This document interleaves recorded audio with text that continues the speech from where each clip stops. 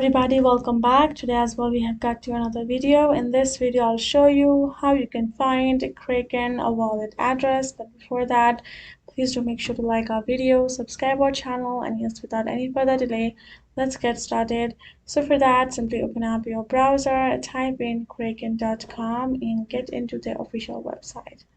Now first of all, make sure that you're signed in as well.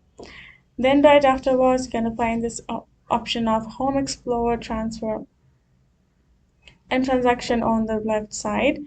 From there, simply choose this option of Transfer. Once you have done that, this is how it's going to appear. And right over here, you're going to go ahead, go to the deposit section, choose your, currency which you would like to deposit or purchase. Go ahead, choose it accordingly. Once you're done doing that, simply add in the network as well. Once you've provided those information, you can see how to deposit Bitcoin. Once you've provided those both information, then you will get this section extended. And then if you scroll down, then you will find this option of deposit address, and your particular QR also will be generated.